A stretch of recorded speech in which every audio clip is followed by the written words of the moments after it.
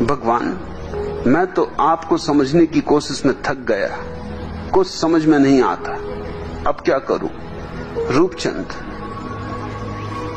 तुमसे कहा किसने कि मुझे समझो? समझने की कोशिश करोगे थक ही जाओगे, क्योंकि ये काम यहां समझदारों का है ही नहीं। ये काम दीवानों का है, परवानों का है। ये बस्ती मस्तों की है।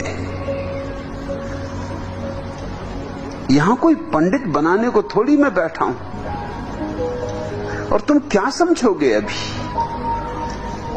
तुम पहले से काफी समझे बैठे होगे, उसी में तालमेल बिठा रहे होगे, उसी में जुगाड़ बिठा रहे होगे। ऐसा तो आदमी खोजना मुश्किल है जो पहले से समझे ना बैठा हो। बस वहीं से अड़चन शुरू हो जाती।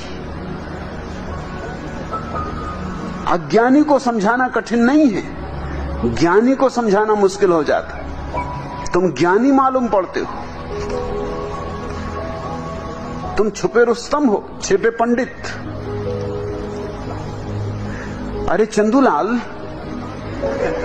निसंतान करोड़पति सेठ धन्नालाल की मौत पर तुम क्यों आंसू बहा रहे हो? डब्बू जी ने पूछा। क्या वे तुम्हारे करीब के रिश्तेदार थे? चंदूलाल ने दहाड़ मार कर रोते हुए कहा, नहीं थे, इसलिए तो रो रहा हूं। अपनी अपनी समझ। तुम अपनी समझ लेके यहां आओगे तो मैं जो कह रहा हूं वो नहीं समझ सकते। एक प्रसिद्ध विदेशी डॉक्टर अपने विश्व भ्रमण के दौरान भारत आया। मरीजों का तांता लग गया उसके पास। एक मरीज ने अपनी बीमारी बतलाते हुए कहा कि उसे नींद नहीं आती। विदेशी डॉक्टर ने आश्चर्यचकित होकर कहा, नहीं नहीं, ऐसा तो हो ही नहीं सकता, तुम्हें जरूर भ्रम हुआ है।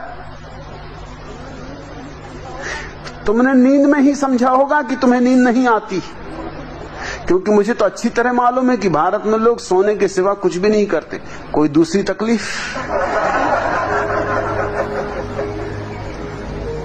पहले से अगर तय करके आया है आदमी तो वो ये मानेगा ही नहीं, ये बीमारी तुम्हें हो सकती, असंभव। तो तुमने नींद में ही सपना देखा होगा कि मुझे नींद नहीं आती। रूपचंद, अपनी समझ दरवाजे के बाहर छोड़ के आओ, फिर तुम देखोगे बातें मेरी बहुत सीधी साफ।